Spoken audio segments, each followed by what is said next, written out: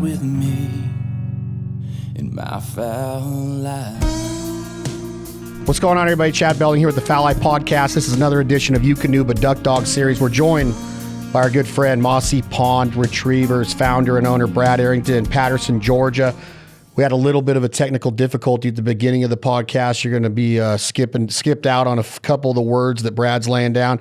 He's right in mid-form, as usual. He's got a ton of knowledge to drop on you guys. Hope you enjoy this episode of Eukanuba Duck Dogs Podcast Series, part of our family of brands here at The Foul Life. Thank you all for joining us, and thank you so much to Eukanuba for everything they do to support the American hunter, the American gatherer, the provider, the conservationist. Thank you for believing in all of our brands. Everybody feed Eukanuba. There's not a better diet nutrition plan on earth. Thank you all so much. If we eat properly, it makes us feel better. If we're going to run a marathon or run a race, if we eat properly and hydrate ourselves properly, we feel well, feel like we got more energy. And that's the same with this dog food. So I want you to reiterate that one more time, just so I'm clear on it.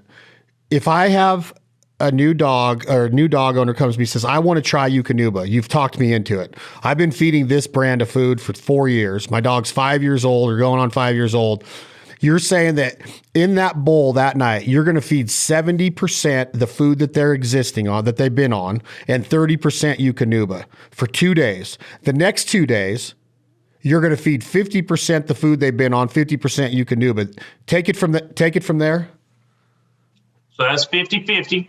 And then you'll go to 70-30, 70 being Eukanuba and 30% their food. And then on that night, that's 6th day night or that 7th day morning, you'll be totally on Eukanuba. So within a week, you're on Eukanuba, and you're saying that the clients that have come in and they've been used to feeding another dog food, and you get them to do your test, you ask them to do your test. Are you saying it's pretty much 100% that none of them come back and go, hey, we tried it, but we're going to go back to our other food? They're like, we see the difference right away? Because 2 weeks doesn't seem like that long. You're telling me as a professional dog trainer that you can see a difference that quick. I mean, I know in human beings you can. You feed me a good meal, and I've been eating like crap for 4 days, and I get a good meal. You obviously get in a better mood, right? So Exactly. you with a dog, you can see it that quick too, huh? 2 weeks, you'll see coat change, coat color, and you will see an increase in energy in 2 weeks, yes. Now, over a month's time, you'll start seeing a lot of other things, but 100%, you will see the coat change and the amount of energy that the dog has. And we have to have energy in what we do. And that's one of the biggest sell factors for me in Eukanuba is how good the dogs feel and how much energy it gives them where they can perform 3 and 4 times a day, 6 days a week to keep up with our regiment that we keep around here at Mossy Pond. Okay, so is there a correct schedule of feeding? And I know that we've talked about this before. There's just so many options out there of when to feed, how much to feed. Should you give them kibble? Should you give them snacks? Should you reward them? Should you give them an Egg McMuffin in the duck blind? There's all these questions that I have because the temptation's there to where if you're eating a piece of jerky that's high in sodium, a regular human like Jack Link's, it's got a little bit of sodium in it, it's got sugar in it, it's got different flavors in it. Is it okay to take a bite off of it and then share it with your dog? But first, let's start with feeding schedule. Let's just take Axel, for example. He's high powered. He is going to exert a lot of calories that day. A lot of energy he's going to exert throughout any given day with training and hunting. When should I feed a dog like Axel? A schedule is everything with dogs. As far as keeping the firm stool and them not getting loose, if they try to hold it in the crate, they will get loose. It'll throw them off. So feeding schedule, it has to be as close as possible. As far as the questions that you asked me about the biscuit and the jerky, yeah, sure, a lot of people do it. My recommendation is not. They love the food. They love the Eukanuba. And I strongly recommend no other human food. Keep them their schedule consistent and keep their diet consistent, and you will have a more consistent for the dog airing and using the bathroom. So what we normally do at Mossy Pond around 5 a.m., 5:30, we let everybody out and air, and they air for about 30 minutes. They come back in, and everybody eats around 6. After 6, we air again around 6:30, and then we start our day. Around 7 o'clock, all the dogs should be on the trucks and ready to go out. And then we do a full day.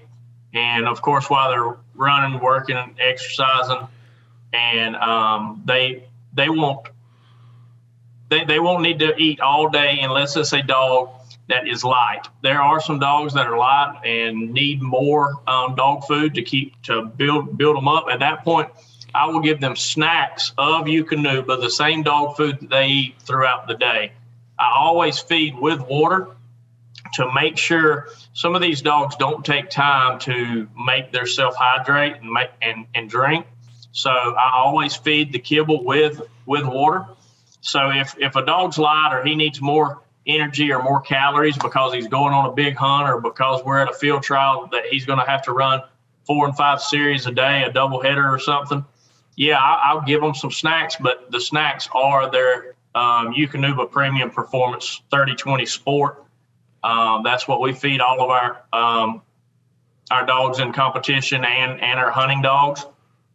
So and the obedience dogs while they're with us because they're burning so many calories.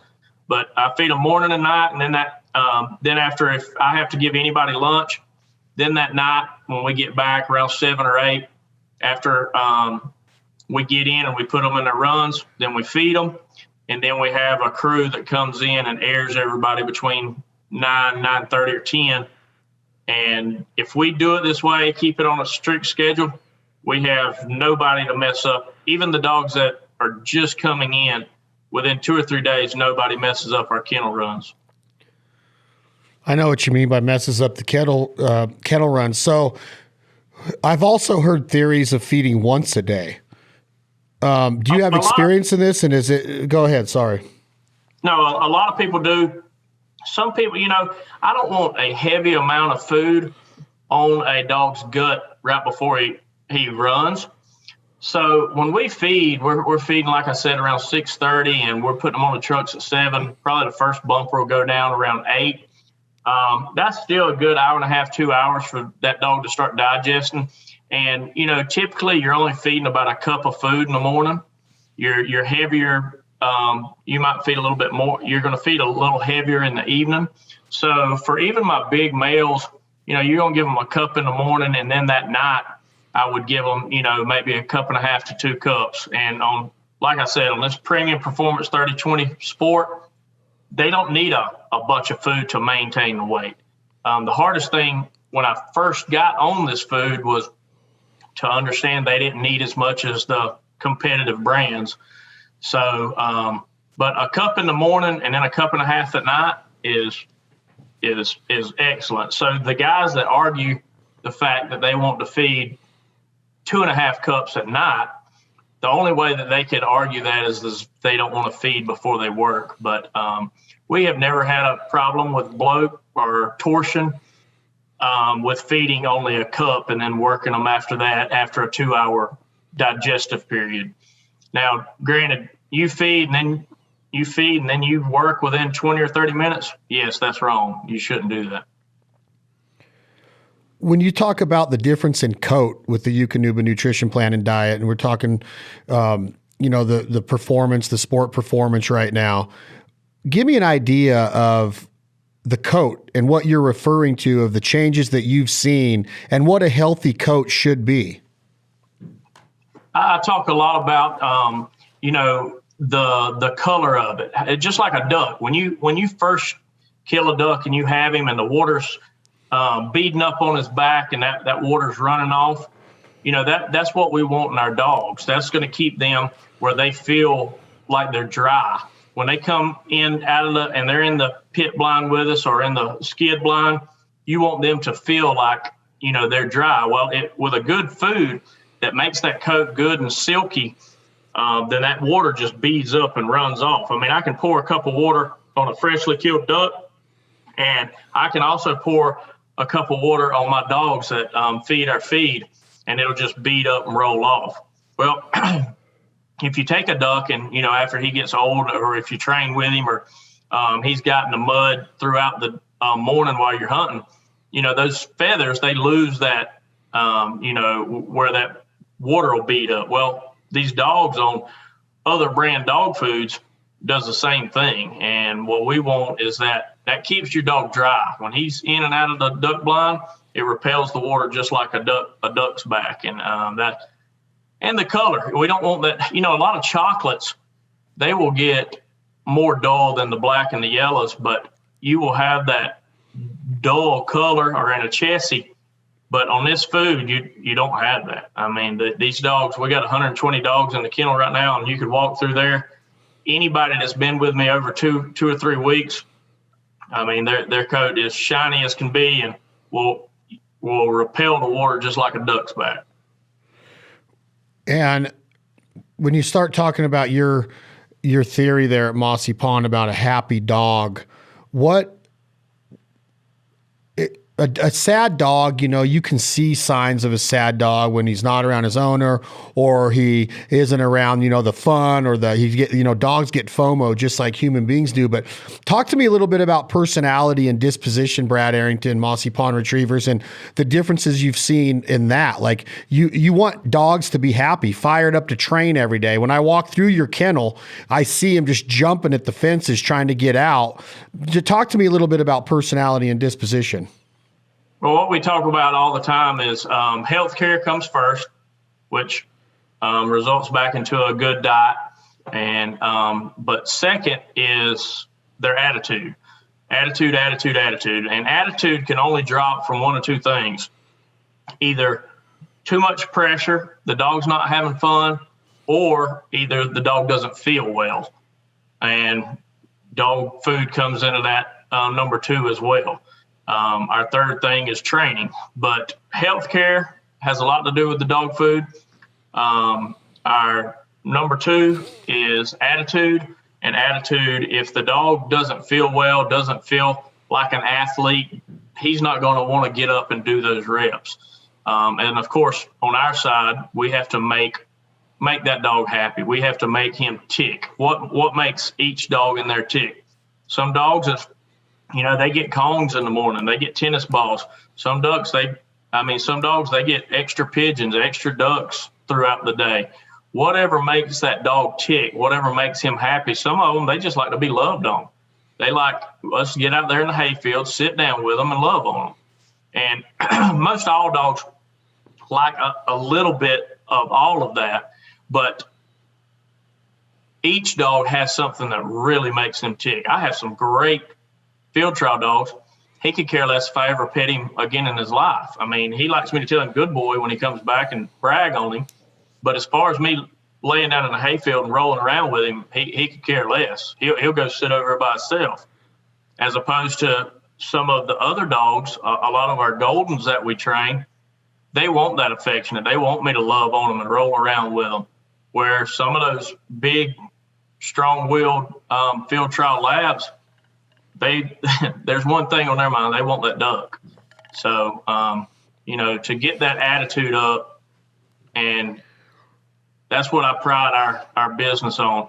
You walk through that kennel, you better not, I would bet my paycheck on it, you won't walk through there and find a dog that's unhappy or doesn't feel well. If they don't feel well and they're on our food, they need to go to the vet. If their attitude isn't good, because I promise you our trainers are doing everything they can to make them as happy as possible. How would you describe Axel in that same sense that you just described those, the field trial dog as opposed to a dog that would roll around in a hayfield with you? Is he a good balance across the board of disposition, personality, good mood, wants to please his owner and his handler, but he also has that drive and that determination? Does he flip a switch like you hear so many dogs do? How would you describe Axel? Yeah, he's a mixture. I guess what would make him tick the most would be a Kong or a tennis ball. I mean, he's nuts about ducks, and he also enjoys me sitting with him and love on him.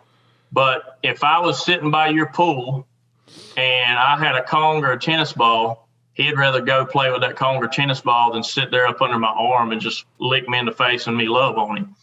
And his prey drive for waterfowl is really high as well. But a good mixture makes him where he's not a nuisance and aggravation to be around. He's not the dog that's going to take the tennis ball and go up and nudge you every time you walk through the gate and just bug the crap out of you.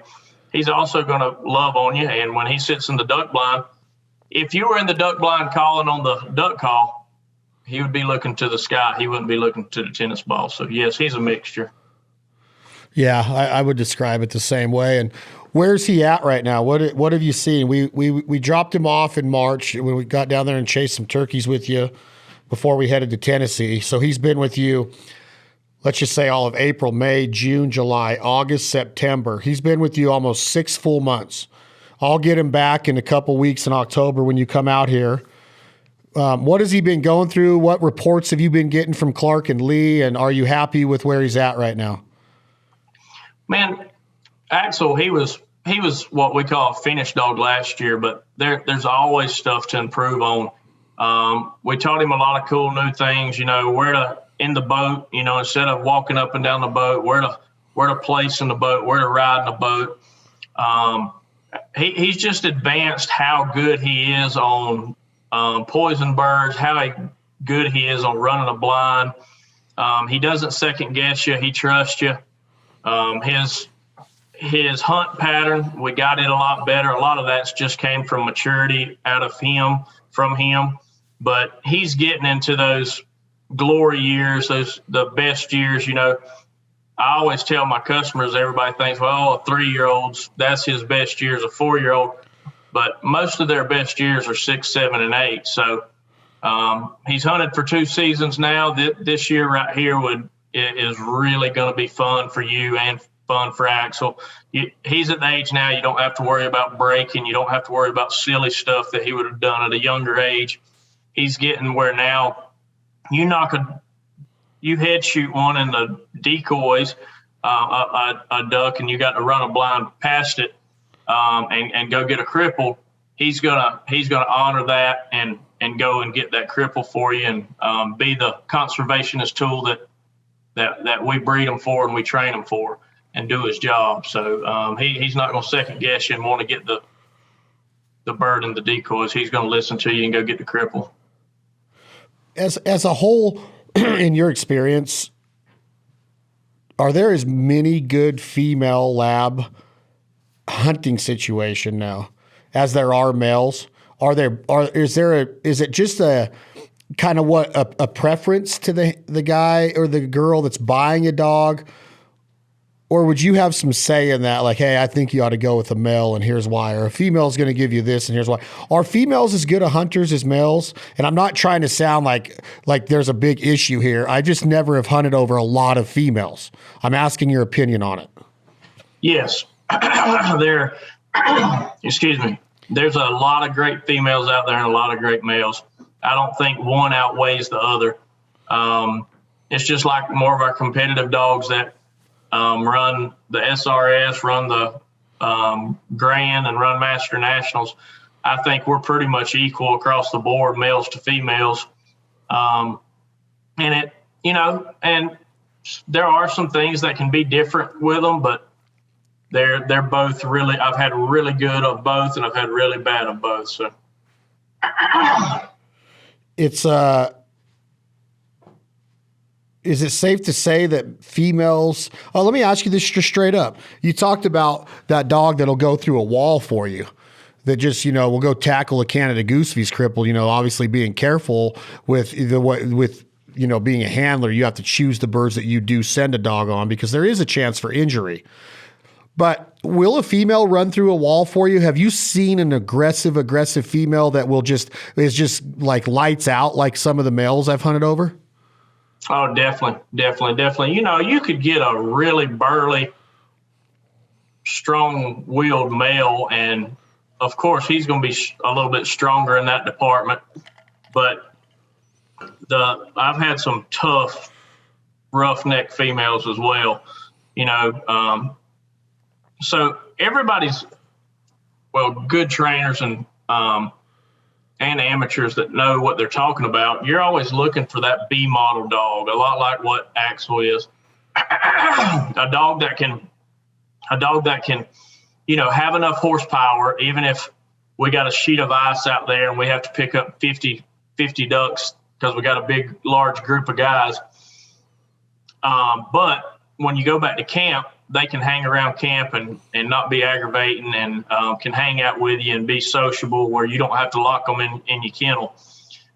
You're always looking for that B model dog. So sure, you can get these males that are bred too high and they're sitting there and they're aggravating at duck camp, and you got to go put him in his kennel. And sure, on game day, he's ready, but he's sitting there and he might be whining a little bit. And on the flip side, you can get those females that, they're too soft and they don't want to work. If it's below 40 degrees, they shut down and they won't get the job done. But you can find that B model dog out of males and out of females. Well, I wish I guess I'm saying I want to see a female that is that, run through a wall but can shut it off and be a great partner and a great pet as well. Where do you stand on something go ahead. Yeah, the female that she's 12 years old now, but my female Piper. Yeah. I got a YouTube tip on her. It was years ago, probably 7-8 years ago, on Heel and Hear. So on YouTube, you can look it up. It's Mossy Pond Retrievers, Heel and Hear. And if you see her in that video clip, you will understand. I mean, she's an A model female. She runs through. She would hit a full-grown greater Canadian geese. I mean, wide open, hit it full blast as a cripple, and she'd bring it back. I love it. Mm-hmm. Is it okay for my dog to ride in the cab of the truck, Brad? I know it is if I'm going 10 miles an hour on a dirt road in Kansas back to camp after we just had a successful hunt and he's a little cold. Axel's got a little water on him still, but I'm going down I-80, going to Nebraska, 80 miles an hour average through Wyoming. There's a reason why they make these crates, rotomolded crates. There's a lot of different brands out there. I know you work with Gunner. They protect them if there is an accident. They're strapped down in the back of the pickup. They're inside a camper shell topper like a Lear. But is it okay for me to have my dog in the back seat or in the cab of the truck going down the highway? And I've heard a lot of accidents because I've been doing this so long, and I tell everybody it's just like having your kid. If you're okay with your 3-year-old walking around in the cab of the truck with you, that's on you. The safest way for these dogs, they don't make car seats, and the seat belts don't fit them. So the only seat belt that we have is the Gunner kennel. And it is by far the safest crate out there. So I don't agree with it. If somebody were to ask my professional opinion, they definitely need to be in a crate. You're on your duck lease somewhere at duck camp and you're riding around scouting and stuff. Can old Blue sit up there in the front seat with you and look out the window? Sure. But going down I-80, I mean, they're going to come out of that front windshield. I mean, they're already standing up. They're going to go straight out of it if you hit somebody. There's so many times during the duck season where I see dog owners just, you could be in the dark. You're going down a back road on the duck club in a Polaris Ranger, right? The dog's up in the seat or he's in the back. I mean, there's just so many opportunities for an accident to happen. Now, the odds, they might not be that high, but when it did, it just takes one time to change that dog's life, in his hunting career or her hunting career for the rest of it. So even in a situation like that, are you putting the dogs in a crate in a Polaris Ranger when you're going 10 miles an hour to the duck hole? Would you recommend that? I know that as a professional, you probably have to, but do you ever just let them ride with you in a Ranger because they're so well behaved, knowing that they won't jump out or have an accident? Well, it's funny you asked that. I had a customer during duck season. He's got his own duck lease. And he had him and his buddy were going out, and they were sitting side by side in a crew cab Polaris. Well, the lab was in the back seat, with his feet up between them. And they were going along through there, and he was making a turn, and he didn't turn quite sharp enough, so he was going to hit a tree. Well, it wasn't like he hit anything. He just slammed on the brakes pretty hard. And when he slammed on the brakes, the dog went between them, through the windshield, busted out. It was the one with the doors. Busted out the windshield. That windshield is built just like the windshield in your vehicle. Busted it out. And they had to take the dog to the vet. He got cut and busted the whole windshield out. That happened this season. And I assume that the dog's okay now? He is. It was just an accident, and they'd probably done it 1,000 times before. And, a lot of people say, well, it's a dog. We're going to handle it different. But I tell everybody, that gunner kennel is their seatbelt. Just if you put on your seatbelt, he needs to be in the gunner kennel. Yeah, it makes total sense. As far as kind of along the same lines, Brad, it's hunting season coming up. Temperatures tend to drop down. You have a little bit different of an environment where you live. It doesn't really get too cold in that part of Georgia, whereas maybe North Dakota or where I hunt in Wyoming or anywhere north of you, really. Is it okay for the dog to sleep outside during hunting season? There are those dog owners that have kids that might have an allergy. You make somewhere in your garage a dedicated place with some heat to it. How much can a dog really withstand of the elements? We got to be smart, obviously. There's a ton of different situations, but would you recommend letting them sleep in the house if you don't have allergies, or a dedicated spot that is more heated than those elements outside? Because I know a lot of dog owners that keep their dogs outside overnight. Is it okay? A lot of customers argue with me on this one, but I feel I'm as close to right as anything. I mean, I'm 100% correct on this, just from what I've seen in the past.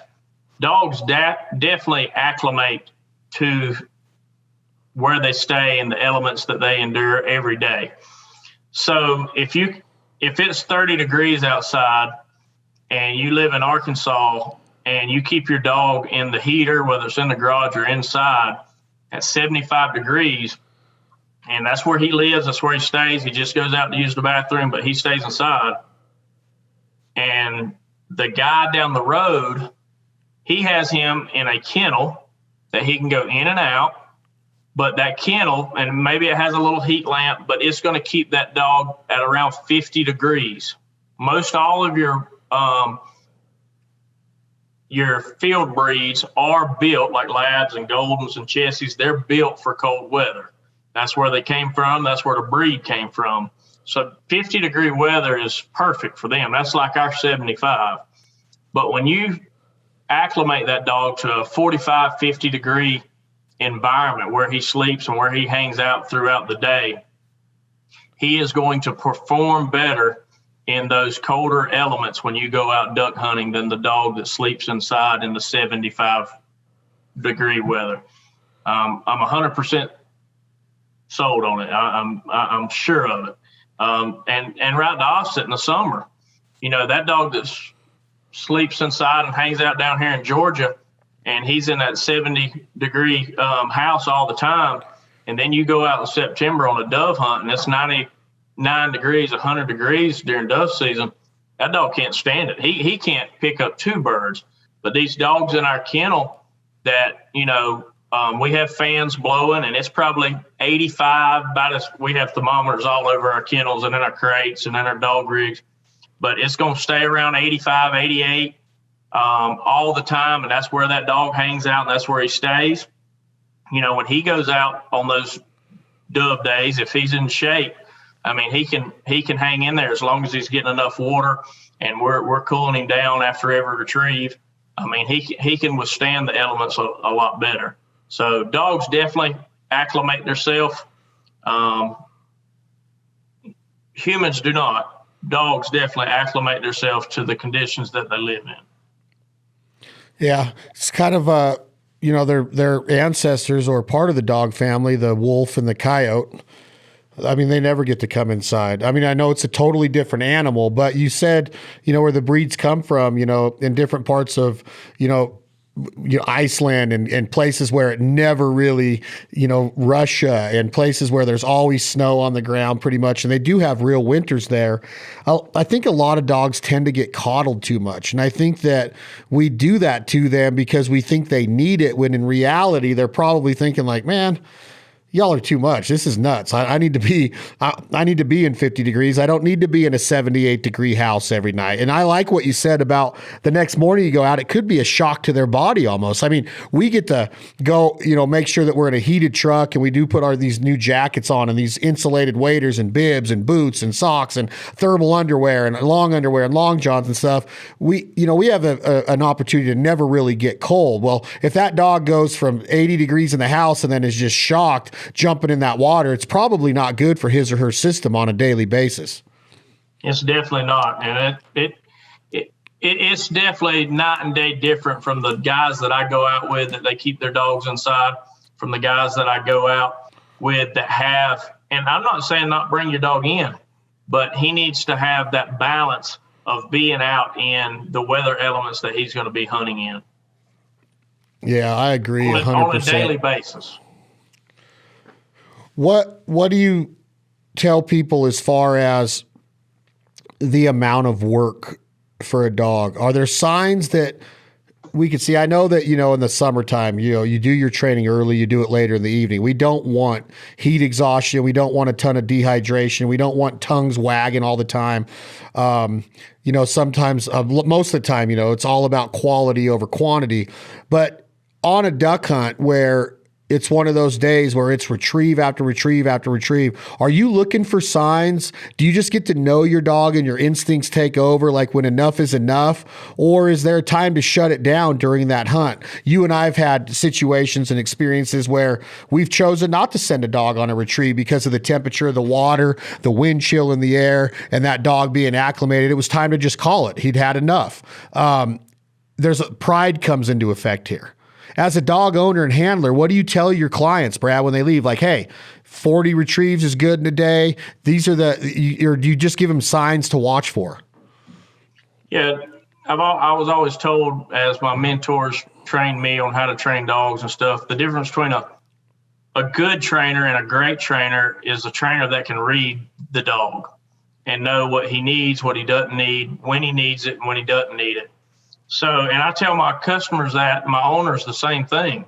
If you treat that dog like you or I, if we were trying to run a triathlon and we exercised and we conditioned our bodies to it, where our lungs are in shape and our body's in shape, sure, we can get out there and do that triathlon and not give out.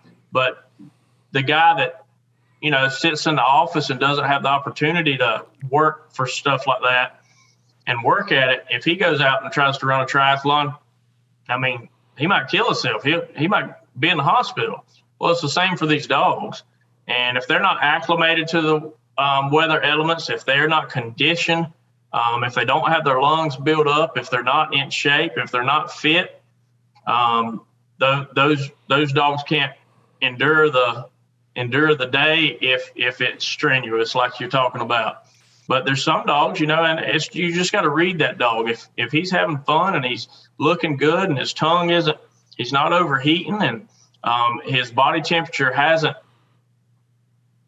got too high or hasn't got too low in those cold weather elements, you can keep working him if he can do it. But you need to be smart too. No different than if you go watch a 12-year-old play a baseball or football game. There's times that enough is enough. But if he's still feeling good and ready to work and his body's conditioned and ready for it, let him continue. Let her continue. But, if they've been playing Fortnite for the last 2 months and you take them to the first little jamboree football down here in South Georgia and the end of September and it's 90 degrees, little Bobby might only need to play the first quarter.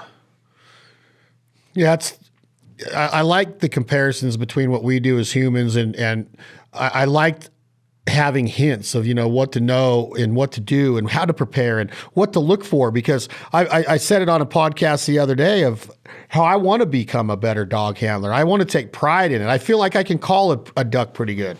I feel like my shotgunning skills are okay. I feel like I can set up a pretty good decoy spread. I can hide a blind pretty good. I can scout with binoculars and spotting scopes really good.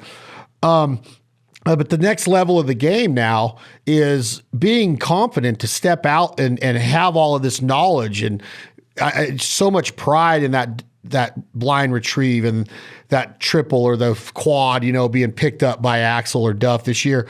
With that being said, Brad Arington, Mossy Pond Retrievers, a lot of dog owners don't have access to a pond or water. They might think that getting their dog, male or female, in shape just entails, going out and doing some retrieves on flat land. How important is it for swimming shape versus just, dry land hunting shape?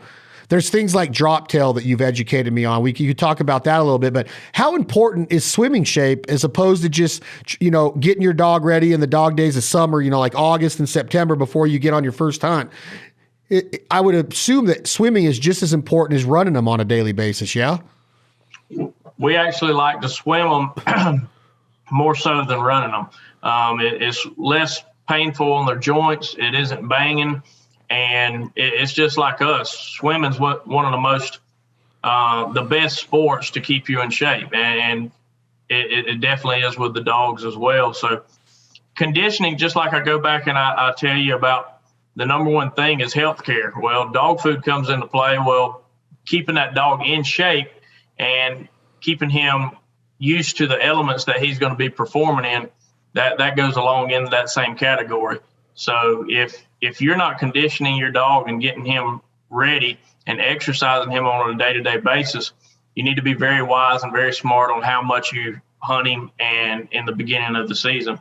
Now, if you're going to hunt 4 and 5 days a week, as season rocks on and as you get farther along, you can hunt him more. But that first hunt out, if you haven't done your part to get him out and condition him and get him in shape, you need to be very careful on how much you work him those first few hunts. And that's something that I want our listening audience to really think about is the expectations that we have from these dogs. And, in baseball, which I know you're a huge baseball fan like myself and your son's addicted to it, there's spring training. You're out there and you don't go right out there and have Clayton Kershaw throwing 94 at you.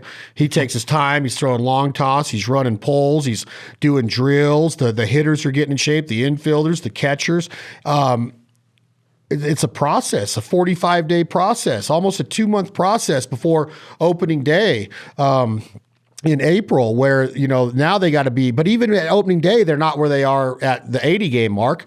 They're not seeing the ball the same. They're not in baseball shape per se, 100%. They're not in season shape. And we have to keep this into consideration with our dogs too, that they're going to keep getting in better shape as the season goes. So don't, throw it all at them that very first hunt. I've paid for this, doing things the wrong way. In Canada, for example, you don't get to hunt a lot of water holes in Canada. Well, a few years back, our first hunt was in Canada was in water. And Duff jumps in, he's having a blast, he's getting the first 10, 12 ducks, and then all of a sudden I see a huge difference in him. And he's just in a bad mood. He's down. He's not jumping in the water like he was with just a reckless abandon and getting in there and getting that duck and bringing it back. He was kind of just, tiptoeing in, and then he wasn't swimming the right way. And then when he'd get out, I could see how he was holding his tail. And you taught me about, drop tail and what that means of like it's a rudder, and that he pulled a muscle, he pulled a hamstring, he bruised something, or he got it to where that muscle was not in shape, and the temperatures of that water mixed with that exercise in the water out of the blue because he wasn't swimming enough going into the season. Boom, I paid for it, right? Yeah, it happens a lot. It happens a lot. That cold tail, it gets a lot of them first of season because, like you said, it's like a rudder. And when they go out there and they're not used to swimming and turning, and especially on those cripples and hunting in a circle, and their hunt pattern is a circle, and they're using that rudder where they don't flip over in the water, it happens to a lot of my customers. And that all goes back to you not conditioning the dog and having him in shape ready for the hunt. So are all of your dogs ready to go right now? Are you looking forward to this season big time? I know you have the hunting operation now with Mossy Pond Outfitters. Lot of ducks being retrieved, a lot of pointing dogs and quail and chukar and pheasants. This time of year is so exciting for hunters. And when you think about how important the dog is to the hunt, the overall, just process of hunting, the dog is so important. So Brad Arington, with you hunting as much as you do with your operation, just talk to us a little bit about what we can do, and just some steps that we can take right now. We're going to start hunting in the next 2 weeks, 3 weeks, and I know that you are as well. Do you start training that dog that is going to be on that first duck hunt in Mossy Pond Outfitters? Are you putting him on a platform? Are you putting him in a laydown, a dog kennel, a dog blind that goes into a dry field? How important is it to train in the scenarios that you visualize yourself using this year? I say it a million times. My guys around here get tired of hearing me say it, I'm sure, but practice like you play. So if you're going to go out there and you're going to have mechanical decoys, spinners, mojos, whatever it may be, if you're going to have, if you're going to hunt out of a layout blind, if you're going to hunt out of a skid blind, whatever it may be, if you were to use a pump shotgun over an automatic, whatever it may be, you need to train exactly like you're going to hunt in the field. And if you do that, there will be no surprises. It'll be nothing new to the dog. They won't get, most of dogs, the reason that they mess up is because it is something new. It is something they haven't seen in a while, and they are distracted by it, so they can't pay attention to the task at hand or the command that you're giving them. But as long as you show them those things, and it's something they see every single day, day in and day out, they're used to it. And the hunt, it's just like training. So it's just like practice. So practice like you play, put those decoys out there, take the time to go out to you when you're working on your duck blinds and you're working on your pit blinds, go out there, take your dog out there and throw some bumpers out of the blind with him, teach him and let him get accustomed to going off the dog ramp, going and making the retrieve, coming back, coming in there, handing you the bumper wherever you would be sitting in the blind. Put him in the duck boat and ride up and down the lake, ride up and down the river, and teach him a spot where you want him to get when you have you and 4 of your other buddies and decoys and waders and guns packed in there. Where do you want him to get? Do you want him to get back there with you driving the boat? If you don't drive the boat, do you want him in the front? I don't like a dog walking up and down the boat while we're going into the duck blind. I like him to have a spot, a place. Same in the duck blind. When I get to the duck blind, I say place. When he goes to his place, he shouldn't get up. That dog that's walking all over the duck blind, you might have a new guy in the blind, a rookie, a kid, somebody that hasn't hunted, that propped their gun up, loaded, and the safety got bumped off. Well, old Joe, he knocks the gun over and it falls down and it shoots somebody. You need to teach them when you get to that duck blind place. All right, go to my spot. That's where I get. I'm looking for ducks. When my name's called, I'll go out and pick them up and I'll come back. And so practice like you play. You'll have a better hunt, a safer hunt, and all the guys that are hunting with you will be happier as well. I love it. I absolutely love Mossy Pond, and I love having knowledge on how to handle a dog. I challenge everybody to be the best we can be. I mean, I have no problem telling people that I am new. I'm not new to dogs. I've been around the best, in my opinion, but the handling part of it, I'm taking a lot of pride in. I practiced a lot last season. I've been practicing this off season. I want to be the best I can. When I have Axel and our other dogs out in the field, I want to make sure that they're safe, we're responsible, their security is taken care of, and they're given every opportunity to perform the correct way. And I challenge everybody to become better at it. Put the exact same effort you do into your duck calling and scouting and decoys and trailer and preparation and boats and UTVs and everything that you have going on. And I know that you're out training your dog. I know you love your dogs. I'm talking about the actual process of in the field of of letting it happen the way it was intended. And there is a right way to do it. I've seen it, and I don't want a dog that breaks. I don't want a dog that whimpers and squeals and cries in the blind the whole time. Like Brad said, this kind of thing can become aggravating, not just to me, but to our hunt group and our partners and our friends. I want it to be legit. And that comes with preparation, passion, and visualization, the art of visualization. What do you want to see out of your dog during this hunting season? Let's practice. Let's make it better. Feed Eukanuba. You heard it out of Brad Arington's mouth. It's the best dog food on earth. He feeds it to all 160 of his dogs in his kennels on a daily basis, twice a day. Happy dogs, high-powered dogs, performing dogs, and nobody can argue the business and the brand that he's built in Mossy Pond in Georgia. Brad Arington, any closing words? Thank you for being here, my man. No, thank you for having me. Thank you for all that Fowl Life and Chad Building does for me and your whole team. And just happy hunting. If you have any questions about dogs, even if I haven't trained your dog or helped you with your dog, feel free to pick up the phone, call me, 912-281-2070, Mossy Pond Retrievers at yahoo.com.